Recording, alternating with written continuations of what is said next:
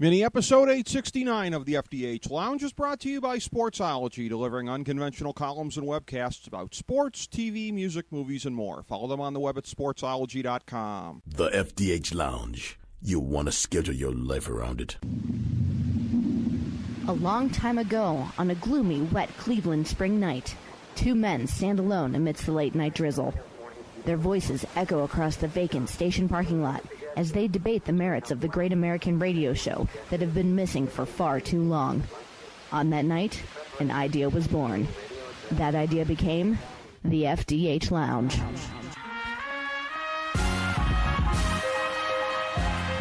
Welcome to the FDH Lounge. Hello, everyone. Welcome to FDH Lounge mini episode number 869. Rick Morris here with FDH Entertainment editor Samantha Jones.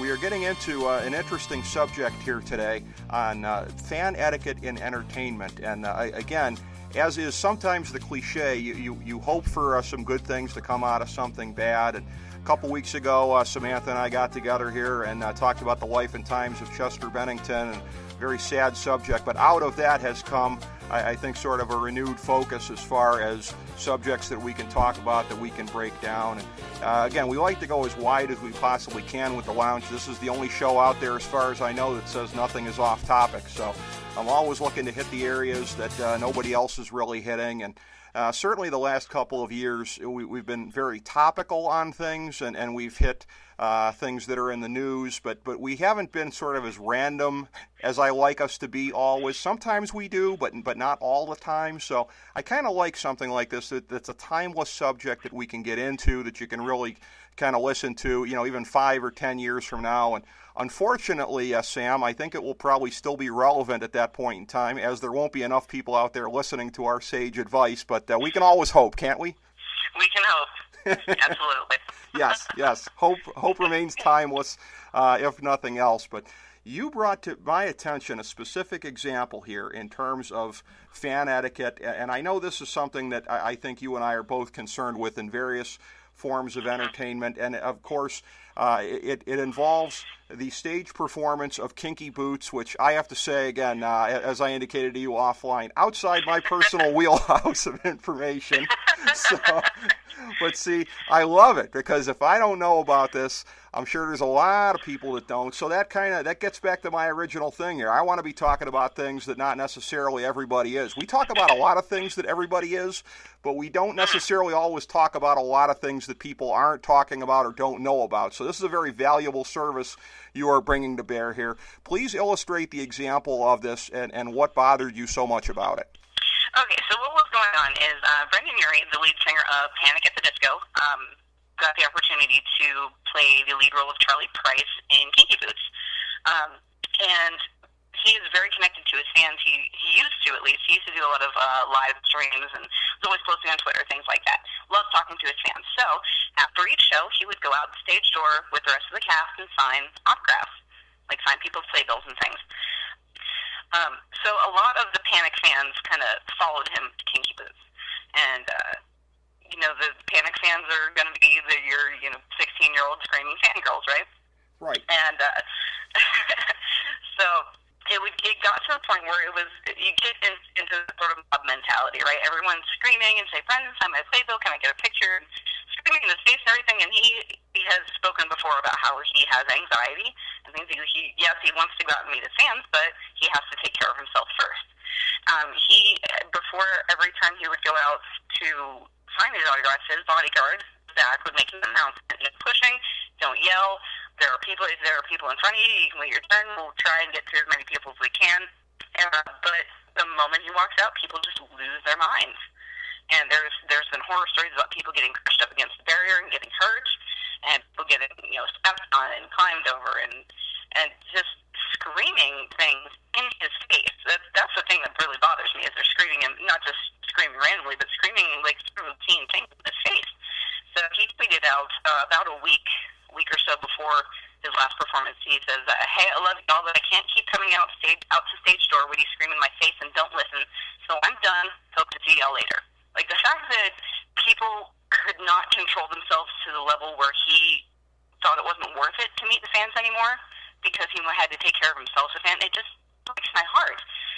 because that's the main reason why a lot of these musicians do it is for the fans, and people just can't seem to control themselves. Well, that's a very good example right there, and again, it's just shocking as you're describing it here.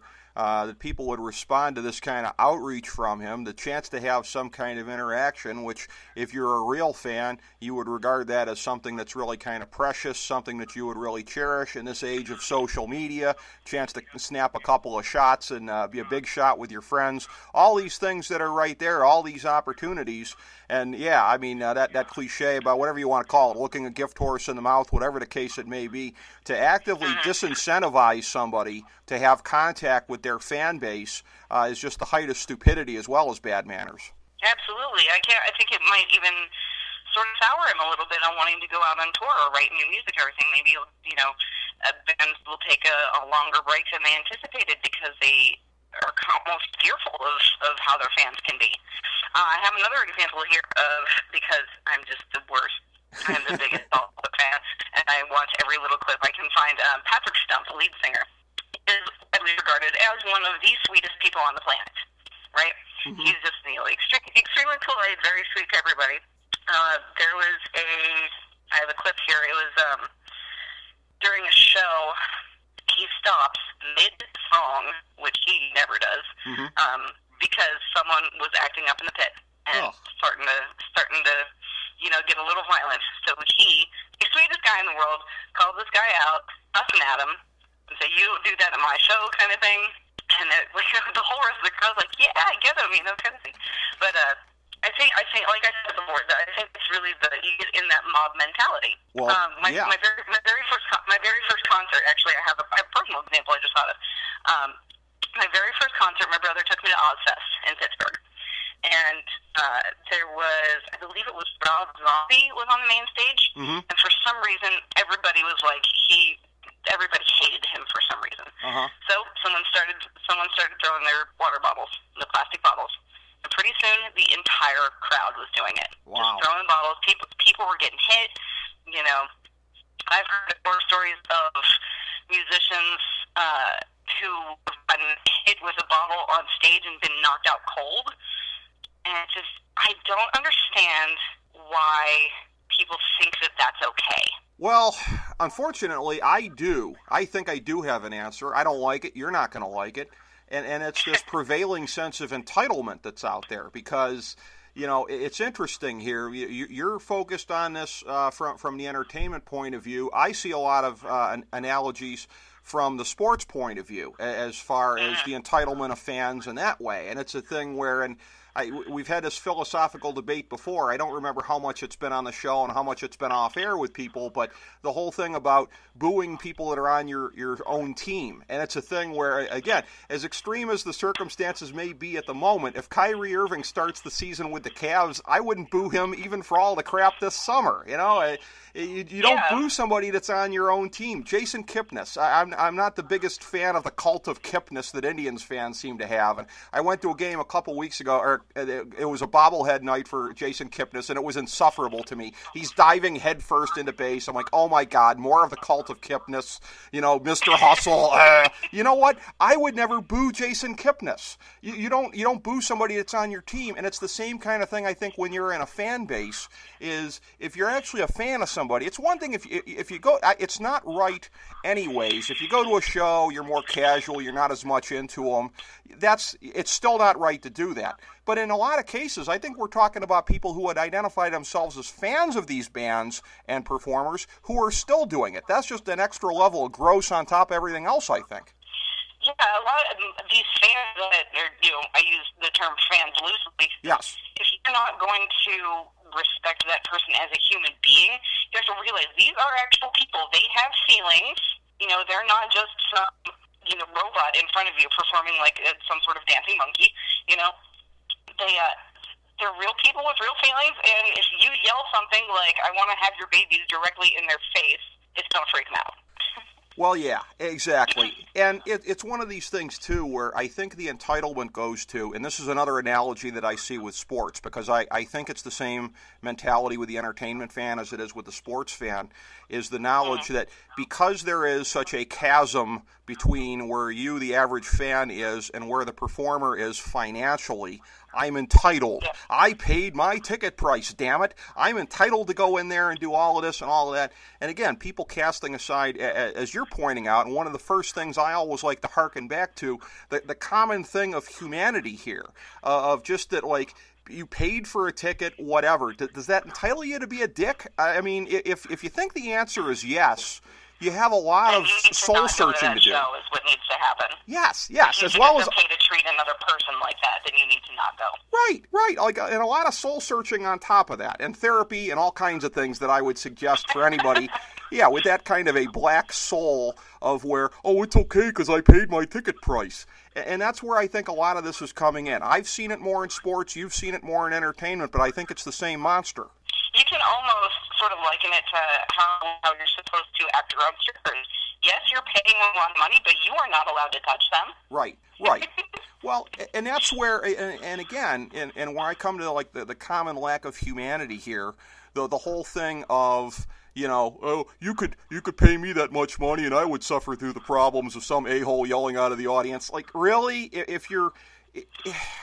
And I think there are a lot of things that we see right now, and there are a lot of things, you know, commonly sort of in the news where it's kind of like, if this specific thing is this important to you, again, re-examine your life. In this case, it would be going to a concert and being a jerk. If I can do it just because I can, really? Again, re-examine your life, I would say, if that's your mentality.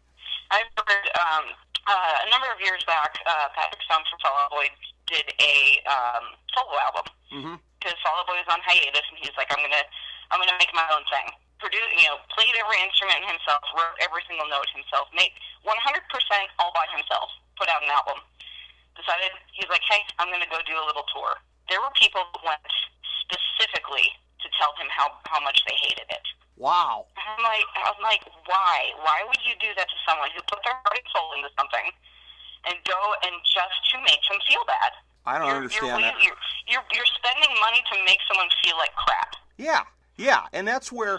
And again, I'll go to the whole thing of meet and greets. The only one that I've ever been to in my life was actually last year backstage at Blossom Music Center here in the greater Cleveland area, getting to go back there when Journey was in town, and Steve Smith, the legendary drummer who we've had on the show a couple of times, he was kind enough, myself and original dignitary of the show, Chris Galloway, we got some pretty primo tickets, got to go backstage, whatever. So it's a thing where, on the one hand, I am actively disincentivized from being a jerk to the guy at something like this because, you know, want to keep their relationship going, have him back on the show, whatever. But it's a thing where even if there was nothing else in there, even if there was nothing else attached to this, I would not go backstage and be disrespectful to somebody in the manner that you were describing. And there's something actively wrong with people who do that. Absolutely.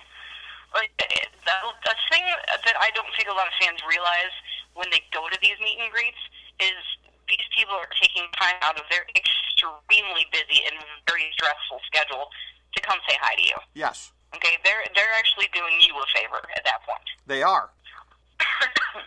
Yeah, and that's, but again, people will fall back on the thing because there is, I think in almost all cases, a very large disconnect in lifestyle/financial lifestyle of, oh, the pampered life of a rich rock star, like I'm supposed to feel bad for them. Again, it doesn't entitle you to go to the shows, behave like a jerk, or like you're saying, this whole thing of doing it at a meet and greet or anything like that, that's almost next level right there, because that's something where, like you said, they're putting themselves out. This isn't even them being on stage for a performance or anything like that. This is above and beyond to begin with. And again, the cynics out there, well, it's to heighten their marketing, it's to what? Come on, man. On a micro level, you mean to tell me it's that important to the guy from Panic at the Disco or whatever the case may be, you know, whatever number of fans at this meet and greet, it's all for marketing, it's all for the career of the band? Come on. Again, it's people with the cynicism. No, it's because they actually care about their fans. Right. And they want to make their fans happy. Yeah. I mean, that's obviously what makes the most sense when you look at this. Again, you and I, blessed/cursed with an abundance of common sense, we can see this. Unfortunately, not enough other people can. But again, it's just a thing where, and again, all of us, I think, would probably come at this from slightly different perspectives here when we're talking about, the downfall of society and different things like this. But it's a thing where, again, I don't think, 30 years ago, 40 years ago, whatever. Now, maybe you go to punk rock concerts in the late 70s, and things might be out of hand there. Okay, maybe that's sort of, part of that genre, so to speak. But as far as like the widespread part, some of the violent behavior in the crowd was a little bit encouraged by some of those bands. It was. It was, and when you're talking about, entitlement there, that's where I think a lot of times probably some of the entitlement came in on the band side, because I'm going to guess that some of the punk groups that hit it big in the late 70s, they probably looked at it like, I hate me fans, they a bunch of sweaty wankas, so they probably, it was probably the other way around back in the day, right, Sam? The abuse was probably coming more towards the fan base, even if it was behind closed doors. But it's a thing now where, again, just from whatever perspective you come from here these days, again, to not even be able to agree on the basic humanity of not being a dick to people, and again, particularly, it's a particularly egregious thing, again, if you are a fan of theirs, a band, a team, whatever the case may be, sports, entertainment, whatever it may be. Again, and I've read columns on this as far as how it goes with wrestling, and there's been things where, again, now... now... Oh, it's really bad in wrestling because people don't understand that is a character that they're playing. Exactly. That's not them as a person. Well, look, and I'm not saying that I haven't gone to shows in the last couple of years and Cena comes out and I do the sing along of John Cena sucks. Of course I do that, as do a lot of people do. But, something like that they expect to happen and they're prepared for it. Exactly. And I would go so far as to say when you look at the booking of John Cena and Roman Reigns in particular, a lot of times the real booing is aimed at Vince McMahon and at the presentation that's being given and people that you feel like are being shoved down your throats. But I think we had an example, in wrestling just, I believe, about a week or so ago that actually dovetails with what you're talking about, and that being when the character Bayley came out, who, again, is really, solidly marketed to, like, tween girls and that kind of stuff and lovable underdog and whatever. And, again, the booking of her, again, Vince McMahon, not exactly known for his nuance. So yes, they've done a decent amount to butcher her in the last 6 months or so. Okay, there's been a lot of that. I think very little of it, frankly, has been on her as a performer.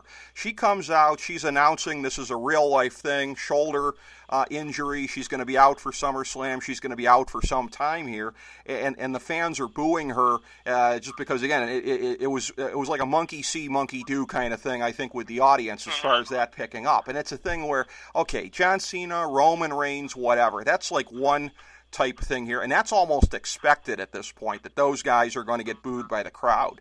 But when you're booing somebody like Bayley. And again, that's the thing I think that really is going to cause the pain and grief and confusion and whatever to the kids that are out there in the audience, because, she's not somebody that, again, deserves in any kind of way the backlash that, Cena and Reigns with their pushes are getting. This is just a thing here, too, where, you're really just, I think there are just examples even in wrestling where people take it too far as how that goes, and where they're taking it out on the performer and the larger fan base as a whole, I think, by crapping on the performer. I also think it's funny how that mob mentality that we've been talking about, everyone tuning in on booing someone who really doesn't deserve it, right, will also leak over onto social media, and it is absolutely rampant on social media. Like Jimmy Kimmel has a whole segment about it. Celebrities read mean tweets. Yeah. You think that you're screaming into the void at these people, that they're never going to see you, but they see a lot. If you tag them in something, them or someone close to them is going to see it. It's going to wear on you after time. It's like this. Someone tells you that you're ugly every day. You could be the prettiest person in the world.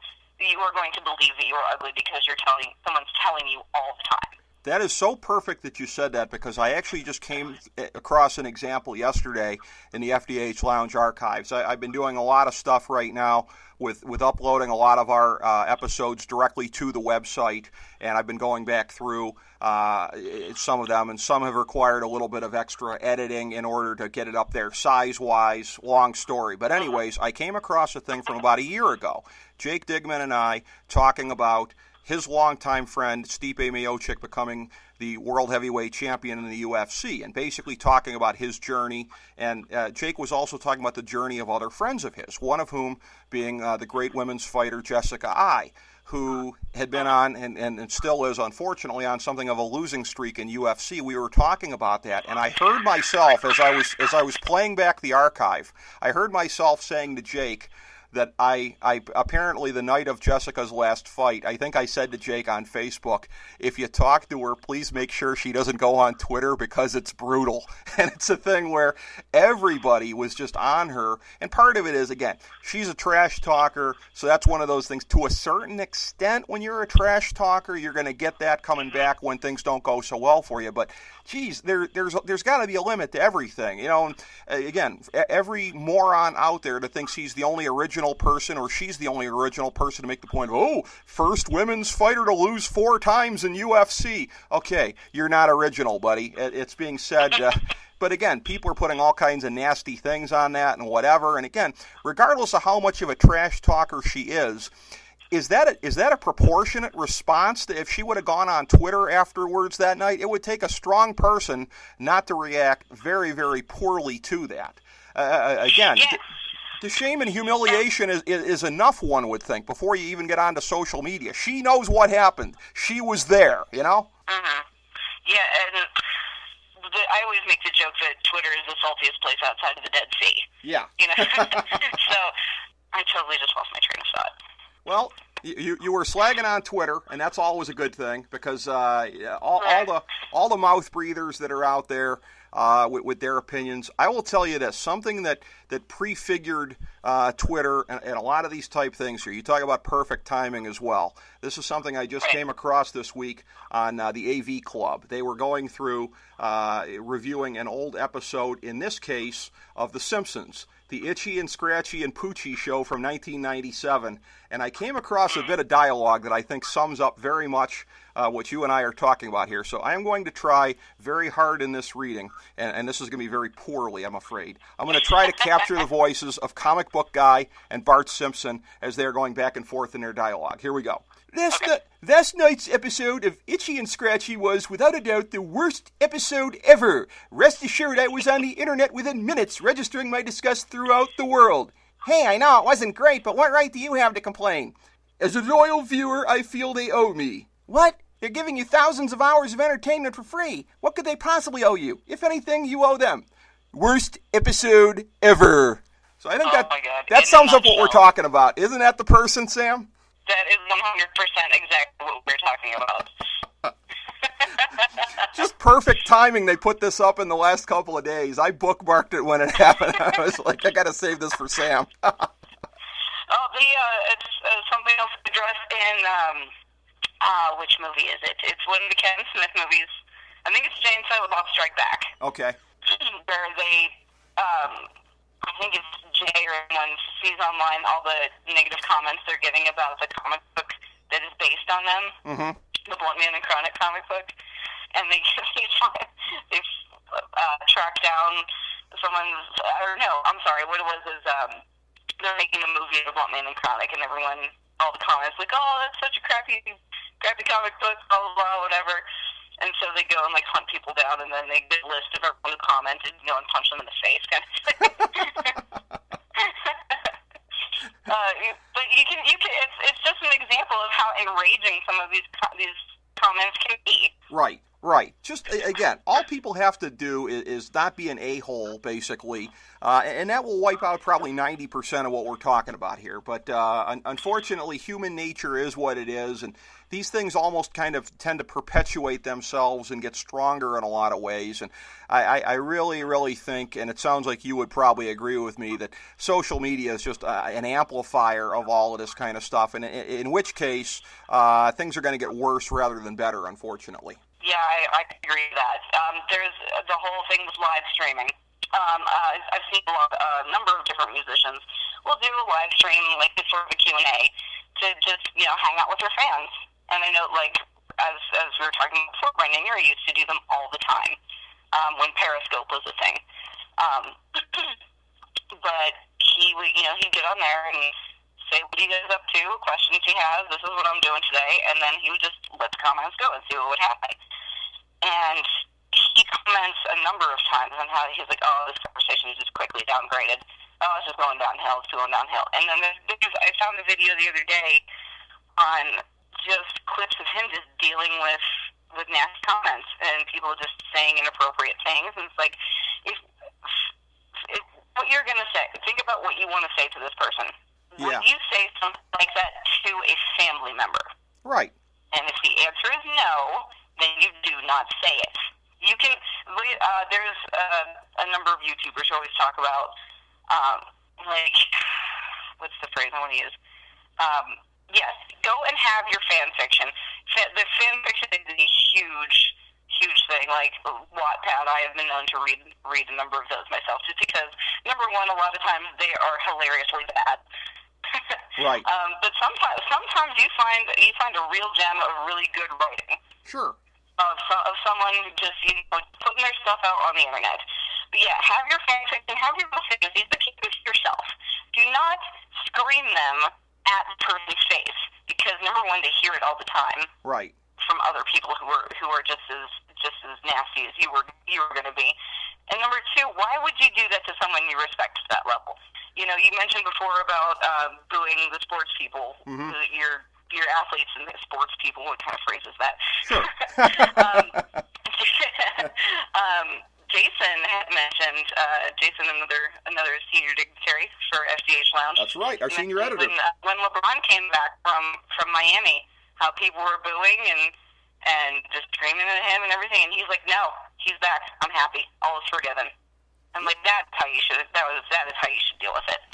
Oh, exactly. I mean, I know people that haven't let go of that, and again, it's a thing too where, again, it's a strange thing, because I don't look at myself as somebody, for better or for worse, who has necessarily changed that much, at least in terms of the essence of myself over the years. But it's a thing of where, I don't tend to think of myself as somebody with a ton of restraint on stuff. So I think it's more so just that society has crumbled around me, because I have more restraint than a lot of people do, and I don't think of myself as being restrained. On social media, a lot of times, if I don't like something, I just skip right by it. I don't.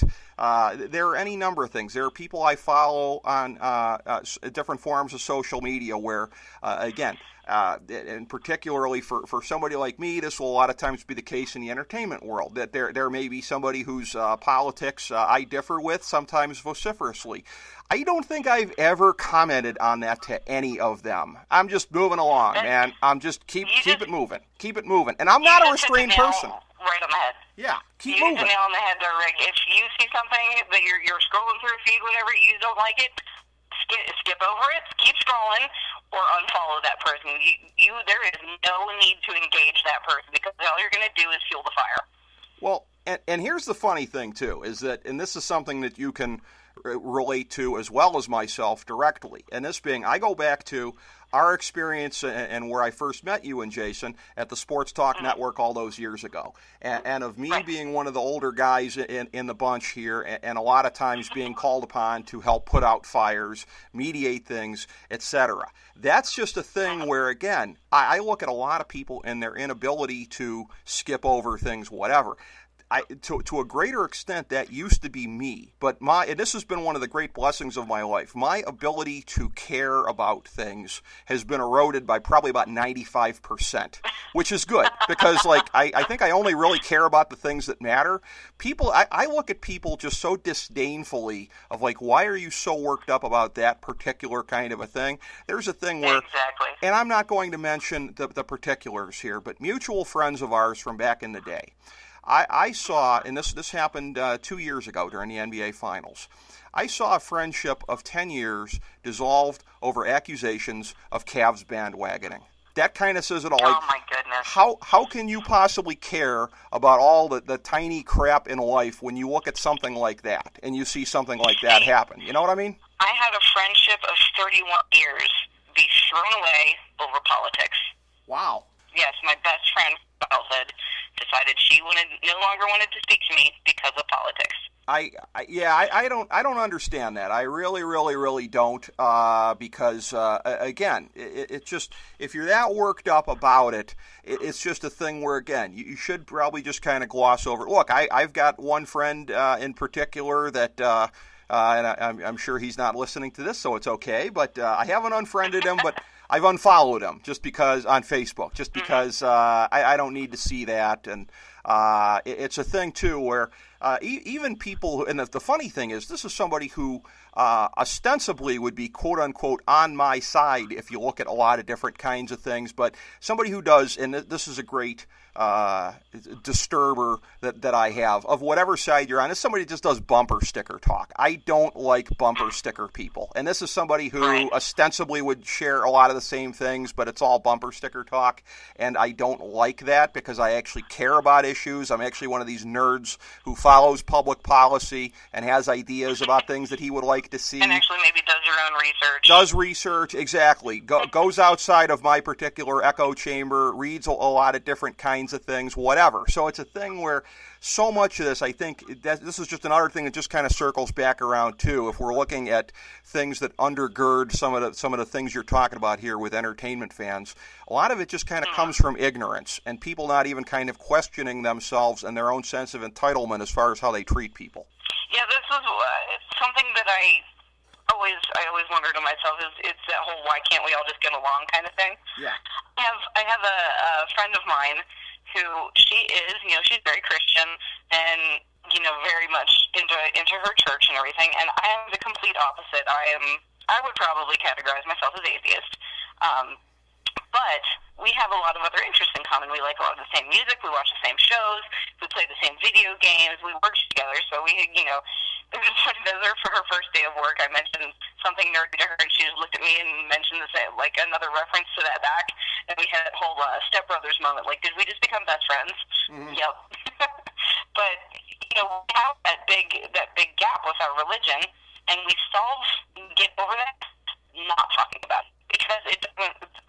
I know if something bad happens in her life, I can go to her with, some sort of religious comment that I know will comfort her, and she knows that if I need to be comforted, to not bring it up or not bring up religion, and I don't understand why people can't do that about things too. Like, you're going to have very wide difference of opinions on religion, politics, anything along those lines, because those things you're not supposed to talk about in public.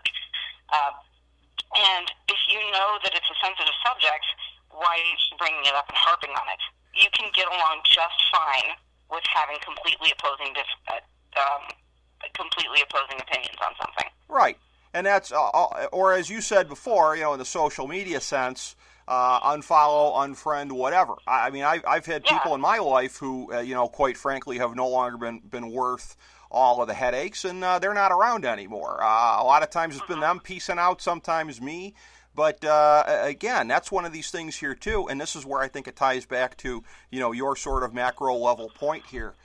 If you feel that way about a band, such that you feel that you're entitled to treat band members that way, Stop going to their shows, stop listening to their music, whatever the case may be. And again, it's not that you have to love every last thing. It's not that you have to be completely down the line. You and I talked about it during our Chester Bennington tribute, that it's a thing where, again, we didn't so much like the latter-day direction of Linkin Park compared to the earlier stuff. But it's like there's a way to say that. That kind of thing wasn't what we wanted from them. Yeah. Why we started to like them in the first place. But then it's not our place to tell them how to run their own career. Right. I mean, and that's where, and I've seen some stuff recently here too, and I don't mean to imply that any kind of fan backlash had anything to do with what happened to Chester, because that would be well down the list of aggravating circumstances here. But just that very far down. Yes, very far down. So I don't mean to imply any connection, but that he sort of bit back at some of the fans who were, I think, talking in a social media sense, doing some of the things you and I are talking about here. But it's a thing where you and I, everything we ever said, and we said it on the air, I think in 2007 when that album came out, and it was like we were respectful about it. We had a point of view. We didn't say F these guys. I mean, we did it the way that you're supposed to do it. You don't have to. We're not looking for blind obedience here, but simple humanity, and basically just everybody's allowed to have an opinion, and you can register it.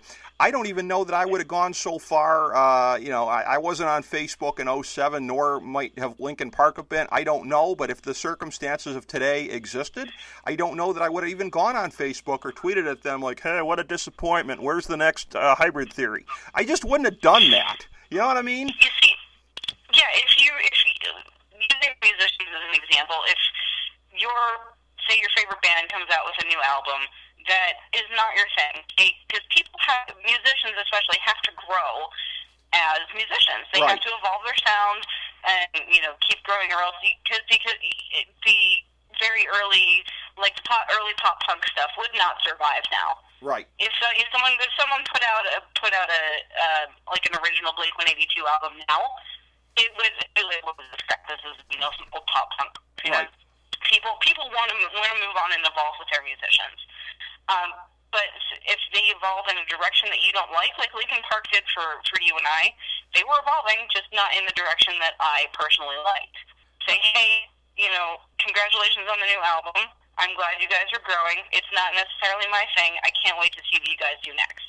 Right, and that's where, and I think I'd even qualify it by saying, hey, respect for trying to go in a different direction and whatever, and again, it was... Yeah, good job with experimenting. Yeah, I mean, and it's so funny because I noted this at the time on the air as well, that Linkin Park is definitely in my top 5 of favorites. My all-time favorite group is Rush, and they came out with an album at about the same time, and it was just like, wow, I don't know that I've ever been so underwhelmed by anything they've ever done. And the funny thing is, there was one track on there where it was like, it almost pissed me off more because it's like, wow, they could keep giving me what I want if they wanted to. It's not that they've lost it. They're just going in this direction. But it's a thing where, again, I respect experimentation, and I think, it's one thing to do that. But again, it's disagreeing politely. It's just, all told, general sort of macro level thing here. Don't be a dick about it. And that's what, again, if people would just heed that and conduct themselves that way in terms of social media interactions with their favorite groups, being at concerts, at meet and greets, all people got to do is do that, and this stuff would all go away. But unfortunately, you look at the devolution of man and the way that it's going, we're almost sort of shrieking into the wilderness here. I think the main crux of the problem is nobody has manners anymore. That's true. Think about how many times a day that someone should tell you thank you. Yeah. You never hear thank you anymore. My son's 5, and he says thank you to every single thing. I am making sure that he has manners, because nothing will get you farther in life than having manners and treating other people with respect. Yeah. I mean, and I'm that way almost to where I'm almost a little self-conscious because I know other people don't do it, but fortunately it doesn't stop me. But I mean, again, and this is gonna, if this sounds like self-congratulatory tripe, then so be it. But that's how I am. I'm at the store, at a restaurant, somebody's waiting on me, whatever. Please and thank you and whatever. And I credit my parents for that. Again, they gave me the care. Especially wait staff, because they're the ones that need to hear it the most. Exactly. And that's why I don't stop doing it, because even if I feel a little bit self-conscious because nobody else does, that probably makes it more important because maybe the one positive person can help outweigh, some of the 20 negative people or just unpolite people, if you will. On a macro level, again, you and I have made, I think, a lot of points about this and about how, again, if people would just, resolve to treat other people better, a lot of this stuff would kind of go away. And you laid out some very excellent examples of that. So do you have any additional closing thoughts on that, on how people's better etiquette could help correct some of this stuff? No, it always just seems to surprise me. Like, just the other day, someone was very nice, held the door open for me. I was going into a convenience store or whatever. Okay. So I said thank you, and they looked genuinely surprised that I said thank you. Or we went out to dinner for date night the other night. I said please every time I asked for something from the wait staff, and she looked surprised every time. The fact that people are surprised by niceness is just odd. That's kind of heartbreaking, actually, yeah. But it's like, I kind of get a lot of the same kind of thing here. And again, we just happen to be talking about this now. Like I said, I would normally not even bring this up because lest it sound like self-congratulatory tripe on my part. But it's a thing where, again, we do need more of this. It's a thing where, again, as you said, so much of it comes back to just basically manners and everything like that, and the fundamentals of how you treat people. So even on a subject so specific as the entertainment industry, mistreatment by fans, whether it be throwing a bottle and hitting some dude in the head, or telling him to F off at a fan event or whatever, all this really kind of comes back to that very simple premise. Yeah, just be nice. Exactly. Be kind. Yeah. It goes back to the I always call it the Bill and Ted commandment. Be excellent to each other. Well, and that is supposed to be a fundamental subset of really whatever ethos you're coming from. I'm not aware of too many of them that don't have that as rule number one, essentially. So that's the one thing that should bind all of us. I'm not aware of anything where that's the exception to the rule. On that. Again, it doesn't mean you have to agree with people all the time. It doesn't mean that you have to subscribe to all the same things underneath people all the time. That's what makes life good, is differences of opinion. That's how we grow as people. Right, yeah. But just starting from the premise of not being a dick about it. And again, I think that covers so much of this. And again, that's why, unfortunately, you and I are basically shrieking into the void here and trying to preach this. But, hey, if we don't do it, nobody will. And that covers so much with the FDH Lounge in the first place. If we wouldn't be talking about this, nobody else would be. So, absolutely. That's what we're here for. That's our public service to y'all. So, again, I want to thank you so much for having brought this particular subject to my attention here. And again, I know that you got some other ideas, and we'll continue to kind of develop them over the period of time here. But again, I have a lot of things I want to talk about. Well, that's what this here microphone is for, Samantha. So I'm here. Thanks again for having me on, man. Well, always a pleasure, Sam. Like I said, if something good can come out of something bad, you always kind of hope for that. So at least the Chester Bennington thing, this is really, really, really old school as far as getting you on, because there's not been a whole lot of that since you guys have gone out and established the FDH Western office in Colorado, so to speak. But it's always a pleasure to have you on and get your perspective. I thank you so much for bringing this to my attention. Hey, thanks so much for having me again. All right.